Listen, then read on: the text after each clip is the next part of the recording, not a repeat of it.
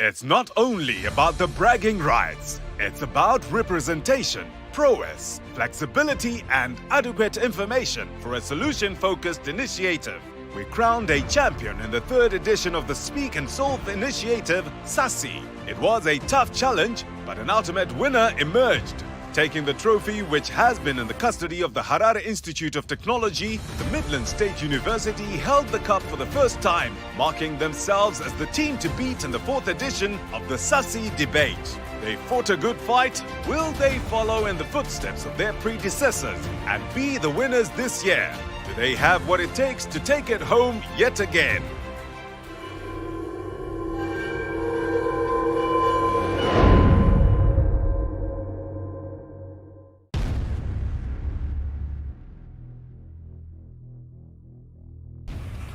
Thank you. My name is Chinhoyi University. I'm the Dean of Students at Chinhoyi University of Technology. My expectations are that the debate will be fruitful like any other past debates, that it's full of quiz and questions that debate the sexual and reproductive health of students, and along the way impacting or informing the students about their rights in terms of sexual and reproductive health and the way how they should access the services. Literally, I expect that the participants or the whole debate will reflect on empowerment of students on sexual and reproductive health. We are grateful. Those who participate, they come up with a knowledge database of sexual and reproductive health issues that affect students, and also the solutions or the way how the students should be able to assist themselves or negotiate for service provisions. So the debates are very, very informative. They give information and they empower, and they make students assertive. Yes, indeed, a serious impact for that matter, because now the student body or population understands that sexual and reproductive health is an issue that really needs to be addressed, so that students get access to services pertaining to sexual and reproductive health. They also assist students to know where to rush to when they are in a problem, and also empowering those students. Koi and shine, guys. First and foremost, we want a trophy. If we don't get a trophy, that's excellent still, because the bottom line is to participate. Our message is go ye and participate. Once upon a time, somebody was last in the race, but he continued until he reached the touchline after all other members have reached. The answer was, I've been sent by my institution to participate. Oh yes, my dear students, as Dean of Students, we love you, we value your life. Where possible, please get vaccinated. If you are tested and found to be positive, please follow the quarantine rules and observe the COVID-19 regulations, sanitize, mask up, social distance. University, yes, we are the cut above the rest. We are proud of ourselves. We really value particularly the involvement of stakeholders in assisting us to raise a holistic student.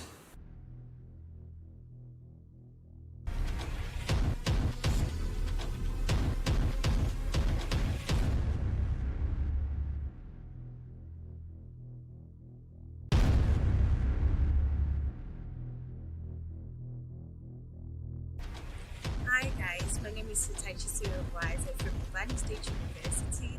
Hi guys, my name is Joachim Nyoni, studying with Lupane State University. Well, personally, I'm very comfortable. I think he's the best partner that I could have, and as far as coordination is concerned, everything is perfectly fine. She's the best partner that I've ever had. So she's enthusiastic, she's positive. Everything she does is just on point. So I'm happy to be with her. I would say yes, we're doing our best, and I first believe we can. But well, stuff happens at the end of the day. But yeah, we can. We do. As long as everything goes good, why don't we set a chance? Obviously. They're surprises, number one, because Jay is a pretty much different partner. He's one person that you haven't seen on your screens. Of course, maybe you've seen me before or whatsoever. For my fellow contestants, I would love to say that this is a competition. Do your best and just take it personally. They were 10. We're now down to 6. Vindura University, Great Zimbabwe, Midlands University, and GSU have been eliminated, but the debate continues. Still in contention are NUST, Lupane University, Africa University, Midlands State University, UZ, and CUT, who are proceeding to the quarterfinals. But as we all know it, there can be only one champion. Who will it be? Stay with us and find out.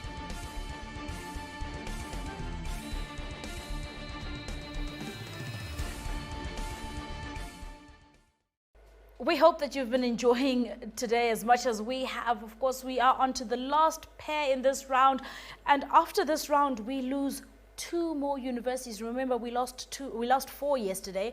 And so we were down to 6 universities. Is my maths correct? See, he's just smiling at me. He's not even correcting me. We lost 4 yesterday. Yes. And we were left with 6. So my maths is correct. So say yes, your maths is correct, guys. So my maths is correct. Not as ridiculous as it seems. All right, so we lost 4 yesterday. We were down to 6. We lose another 2 today, which will leave us with 4 teams going through to the semifinals. 2 will then go, leaving us with 2 to debate it out, and ultimately 1 will take home that trophy. Who it is up to the adjudicators. We all have our favorites. Let's make sure our favorites are known. You never know, there might be a little something for them, at the end of all this. Maybe. I'm not promising anything, hey. But like I said, we are down to the last 2 in this particular round before we say goodbye to another 2.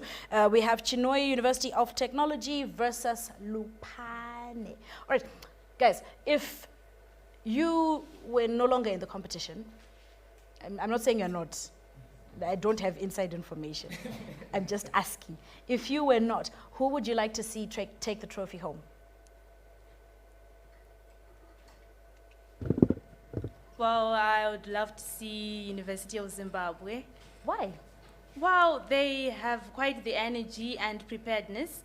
They are always ready to take anything head on. They are ready for anything. They don't complain about motions like us. So, you were complaining about motions. No, we don't complain about anything. We are ready to take anything head on. So I felt as though looking at UZ, they are our greatest competition. Like during this tournament, that we were just looking at UZ as in this is us in the mirror. Okay, so I believe it's not a debate. It's okay. I believe they will take the trophy. All right. Okay. So she says University of Zimbabwe. Who would you pick if you were no longer in the competition, but somebody had to take the trophy home? So if I'll say I'll pick anyone, I'll be biased because I never watched anyone except, well, the teams that I debated with and myself. So I'll say whoever the adjudicators find best. Such a diplomatic response. Boring. All right. Are you ready to take us on to take each other on now? Okay. So your motion is, assuming that abortion on demand exists, this house would allow abortion only in cases that both parents consent. Are we clear on our motion? Yes. Okay, I'll read it out again just for good measure. Assuming that abortion on demand exists, this House would allow abortion only in the case that both parents consent. Now, we'll go through our modalities just one more time to make sure that you are clear. Affirmative opening speech will be 3 minutes. Affirmative, Chinhoyi University, you are the affirmative, confirm? Yes. And you are our opposers. All right, so Chinhoyi University, you will start. You will get 3 minutes to give us your opening speech. Lupane, you then have 1 minute to cross-examine them. Once we are done with the cross-examination, you then have 3 minutes to give us your opening speech as well. After those 3 minutes, Kat will also cross-examine you. All right. When we're done with that, we will go to rebuttal stage, and we will start, of course, with Lupane. Then we will go to Kat. Once we're done with that, we go to closing remarks. Same sequence: Lupane, then Kat. Are we clear with our sequence of events? All right. So, Chinhoyi University of Technology, are you ready to give us your opening remarks? Yes. All right. Your clock starts now. The United Nations, in partnership with IPAS, let me quote, abortion is not a stand-alone right. I close quote. Now, this is on their article on human rights and abortion. See, there is only one way to look at things unless you invite someone else to look with their own eyes to find a different result, the different result. Hence, the cause for this debate, ladies and gentlemen. We want a culture that is inclusive of all, a culture that makes everyone comfortable and feels they have opportunity to grow and be included. For we are talking of inclusion, we're not talking about tolerance, for it is just unquestioned acceptance, ladies and gentlemen. If I may call you off the jury, my client for today is a young man currently residing at the graveyard. At the graveyard where he had a past because of trauma. Trauma after he found his wife, who was 3 months pregnant, without the pregnancy, probably because of abortion, but only if he had been included. Abortion on demand.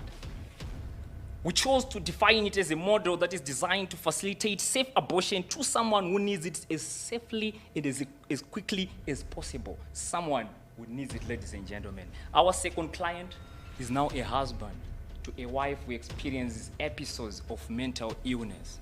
Now, when she visited the doctor without the husband for abortion, she was currently in that episode of mental illness. But then when she was all right, she was now regretting, ladies and gentlemen, of the jury. Hence the need to include both parents. And by both parents, we are talking of parents to the unborn child. You see, when the unborn child is not yet born, we might say we do not need the father's consent. But when born, we go for maintenance if he's not part of the family. Now, ladies and gentlemen, why should we go after the maintenance if we do not need his consent when the child is unborn? Currently, if you stay with someone for a prolonged period of time, ladies and gentlemen, that person becomes your wife. And if that is the current new law, why then can you not include both parents? Let's prevent the unsafe and unresponsible abortions, whereby we just allow young ladies to just go to the hospitals to access the abortions, which they are not really in need of at the time. For in the stadium of humanity, life demands accountability. Thank you. All right. Please, can we not have unborn children who are not born? Are you ready with your opening remarks? You're looking at me. Oh, right, sorry. This is why you were looking at me like, what is wrong with this one? All right, cross-examination, are you ready with your time? Okay, your clock starts now. Why do you need the father in particular? The process of fertilization is the fusion of a sperm and an egg cell, hence to form the zygote, hence the need for the father. All right, thank you. Who You also mentioned, thank you. You also mentioned that you're only going to give it to someone who needs it. What do you mean by someone who needs it? Someone who is in need. I'm not sure I quite understand. What is need? You want me to define need now? Necessary so that I can understand what you are saying. Okay, by need, when you say someone who's in need of the abortion, someone who is desperate to get it, someone who has to get it as quickly and as safely as possible. Thank you. You also mentioned planning on making it inclusive. How will that be? By including the father on the consent. You also mentioned the issue of maintenance. How will you enforce that? Time. He's rubbing his hands gleefully, like, I got them. All right. Are you ready with your opening? Your clock starts now. Please make sure the mic is facing you and on. I agree with the issue of a standalone right. I agree with the necessity of weighing the value of perception. But then what I don't agree with is what they proposed. What I don't agree with is what their solution. Why are you saying the father is the necessary person to weigh the value of perceptions with? You see, the problem that we have, my point number one, is that when you are seeking a father to also be there for the consent, you are saying that the female body is being disenfranchised, which is not good and which is not a very a good idea. Secondly, the female loses the autonomy over their own body. Again, this is very unfair because everyone has their legal right over their own bodies, so we should let them have it. And then the other thing is that seeking abortion already suggests that there is a problem somewhere, be it date rape that cannot be unproven, or economical issues. In case of date rape, I am a victim of that, and it wasn't proven. And as a matter of fact, I do have a child, yes. And that child is not being taken care of by the father because it wasn't proven. And if you're saying that at that point I should have had the father to go and consent me to have abortion, where would I have gotten the father if he's not even here at this point in time? So it has become absurd for you to tell me that I should bring the father for the consent. And also, the other issue that is becoming a problem is the issue of proof. How then, if you are saying that your policy is for me to bring the biological father of the child so that we can consent, how then will you tell that this is exactly the biological father of the child? What measure are you going to use to ascertain that this is exactly the biological father of the child? The other issue is that you're also making this a 50-50 situation, a 50-50 scenario, which is not real. If there is a hotspot or a Wi-Fi connection or a way that we can physically share the load or the pregnancy load as a mother and as a father, then we can say, yes, it really makes too much sense. But let me bear with mind. The only person who carries the physical load is the mother. It's me. The only person who carries the stretch marks after that, it's me. I used to be a model, a very good one for that matter, but now I can't because I have a baby and have tons of stretch marks, and the father is not even there to buy all the tissue oils necessary for me to get rid of those stretch marks. So it becomes very upset if you're telling me that the father is the only person who can weigh the options and is very much needed in everything. All right. And then I also have the problem with everything that you were saying. The person who can give better consent is the father. Based on what? Why are you saying that the father is the necessary individual? It can be done by other parties. The parties, it can be daughters, it can be other people that you other people that are well versed in that particular field. And also, we already have a problem with the policy that we have right now, which I'll touch on later on my closing remarks. So we are trying to make things easier for women as far as abortion is concerned, not trying to tighten and have a firm grip on the abortion laws. I thank you. Time. All right, are you ready for the cross-examination? Yes. Okay, your clock begins now.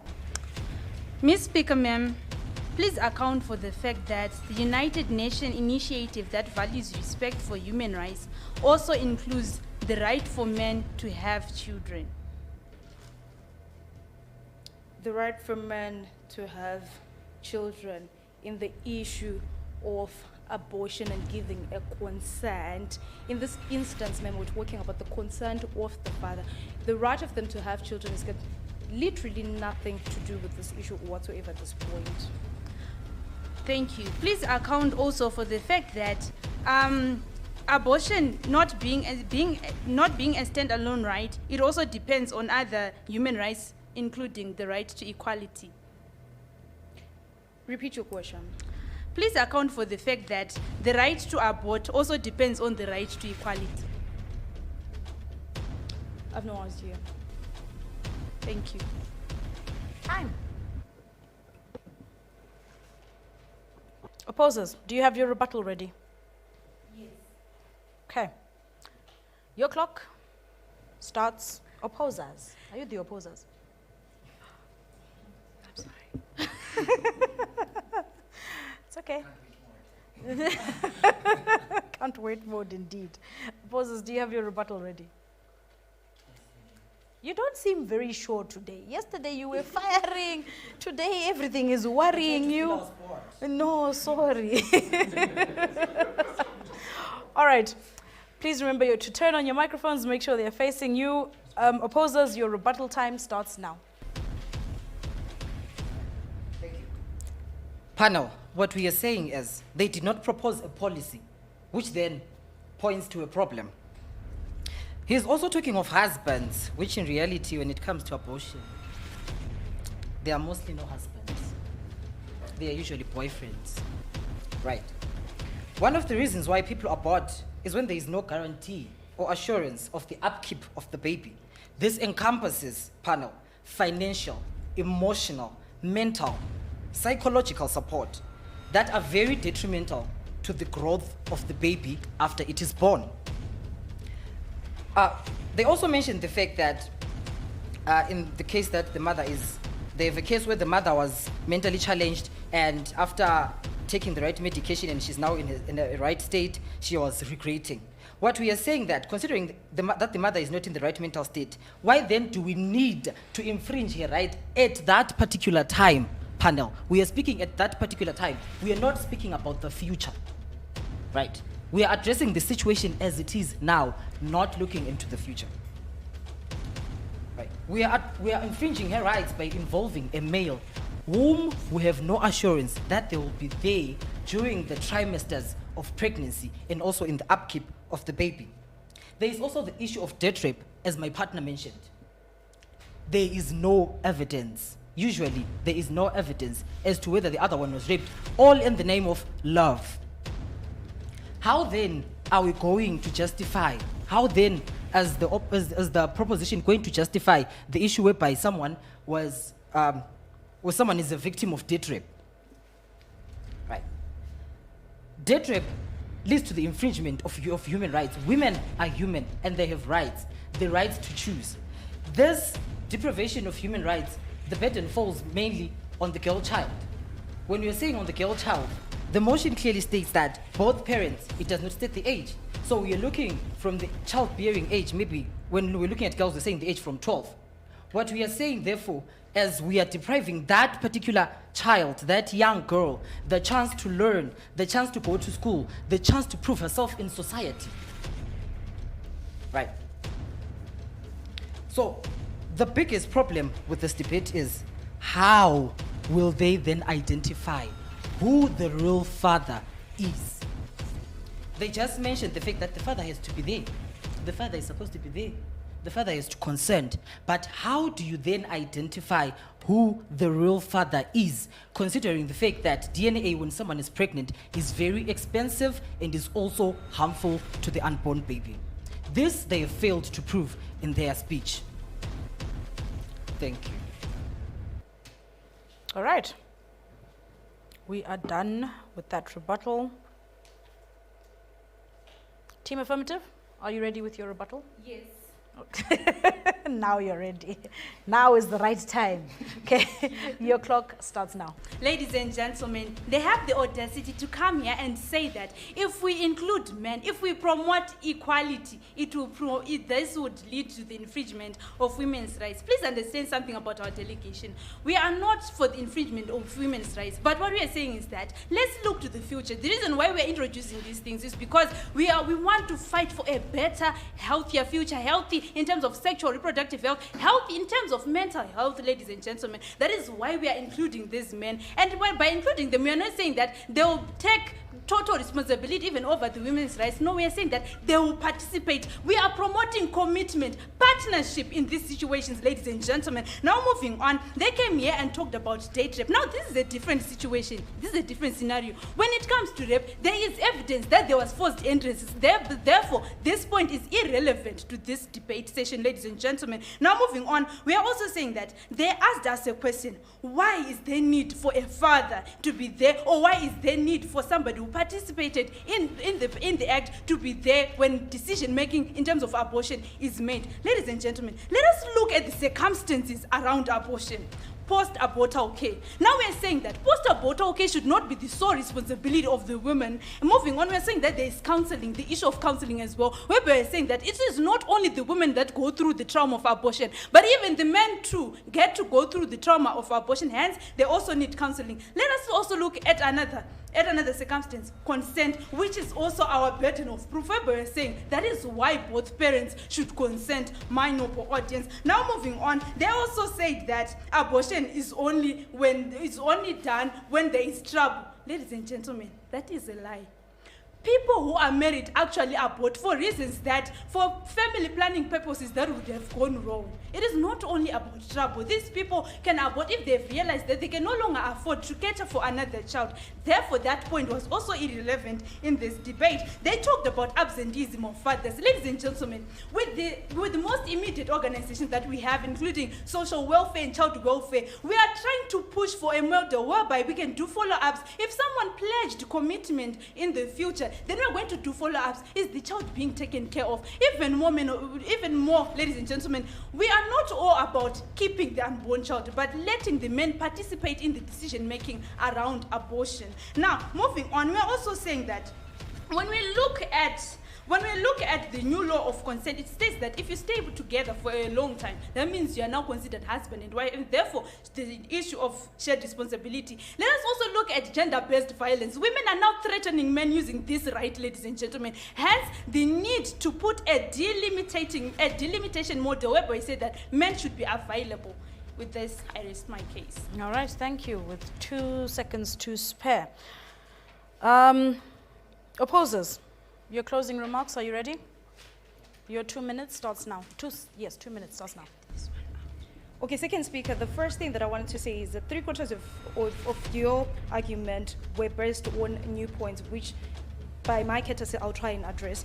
But then from first speaker, he was talking of husband, which is not the reality when it comes to the ground, right? So the assumption is that married people should be there to support people, but no, we are looking at the current statistics in Zimbabwe. Most people who are outing for abortion are the teenagers who want unwanted pregnancies. So therefore, it's mostly boyfriends. We're not saying that husbands and wives do not abort, but we're saying mostly it is those teenagers that are affected. And secondly, you did not propose any policy whatsoever, which makes it this very problematic. And also, you failed to give us the reason as to why a father in particular, not the word in particular, should be the one to be there. I'm not saying a father shouldn't be there. I'm saying give us the reasons as to why the father in particular should be the one who is supposed to be there, right? And then we also didn't tell us why, you did not tell us how you are Satan for the father in the instance where he is not available. There is a case where you do not know who the father of the baby really is. Like you've slept 5 people and you're not sure who the father of the baby is. How are you going to ascertain that the father of the baby is brought forward and who he is? And also, you do not account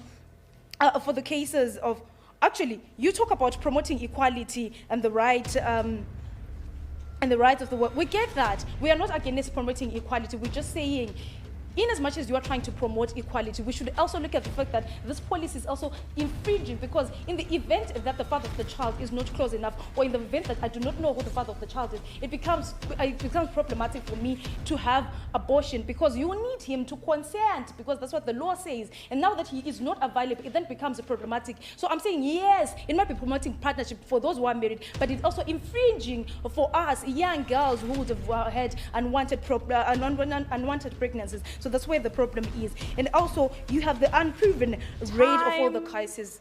Thank you. Thank you. Thank you. All right. Team Affirmative, are you ready with your closing? Yes. All right. Your 2 minutes start now. First of all, ladies and gentlemen, they are saying that we did not propose a policy. Yet in their debate, they are all over infringement of this policy that they have said, infringement of this policy that they have said.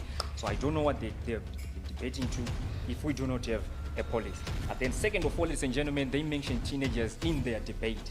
And later on, said that there is no way to see that this is the actual father of the parent. We are here to encourage responsibility, ladies and gentlemen, and we are not saying that only the father should be there. We are saying they should go together and their father should be included when it comes to the consent of the abortion, ladies and gentlemen. And also, when it comes to the father, not being there, you have said that we have no way to trace that, and we also do not have a way to trace if the teenager is actually just trying to be irresponsible, or is she really someone who has experienced rape, ladies and gentlemen. And also, as we know that we need the father to be there as policymakers, policy pushers, who also push the law to find if it is the rapist to be available before abortion has been taken off. Hence the push of the law to actually follow up on these rapists, ladies and gentlemen. And my partner proposed the issue of equality and inclusiveness according to the UN statements, which they failed to explain when they were asked, ladies and gentlemen. I do not know if they are actually disqualifying equality, as they do not have an account of the men's side, ladies and gentlemen. There are no other standing points as from our side when it comes to this issue, ladies and gentlemen. Are you sure you've got like 10 seconds? 9. No. You see, in the stadium of humanity, all you're saying is life itself, it demands accountability. And even in the quest of serenity, it needs no negative. Okay, time up.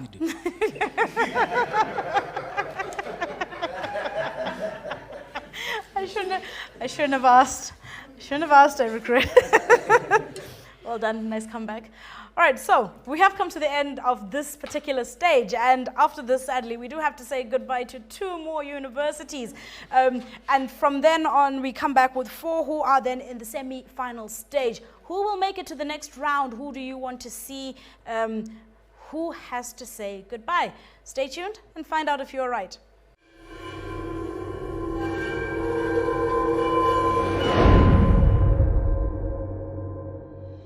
The teams that are proceeding to the next round are as follows: Lupane State University, Chinhoyi University of Technology, the University of Zimbabwe, and Lupane State University. Congratulations to all the team and good luck in your next round.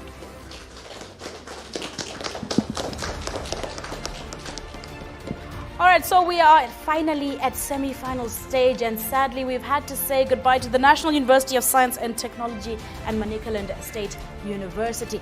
But the competition must go on. We must find out who our champion is for this year. And so I have 2 random students, random at this moment, representing their different universities. Congratulations on making it in. Well done.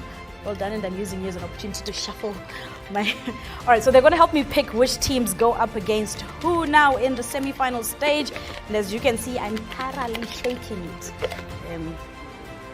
Okay, all right. All right, so we have 4 pieces of paper in there, no rigging. And the lady is going to pick 2, the gentleman is going to pick 2, but 1 at a time, all right? So pick. Don't look, why are you analyzing here? Close your eyes. No, I'm joking. All right, let's start with the young lady. Who is going up against who? First piece of paper. Our first Lupane State University is going up against our current trophy holders, Lupane State University. Oops, runaway paper. Okay, it's okay, I'll get it just now. And then, give me both of them. All right, so Lupane is going up against Lupane State University, which means University of Zimbabwe is up against Chinhoyi University of Technology. Okay.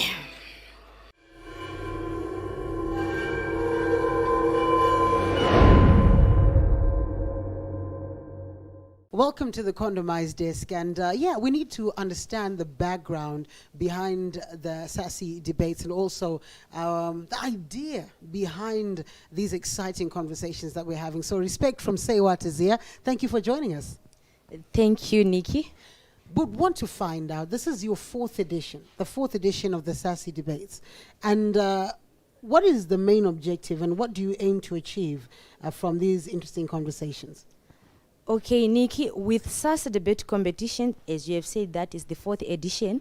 It started to run from 2018, and surely this is the fourth year while we have been doing this with students.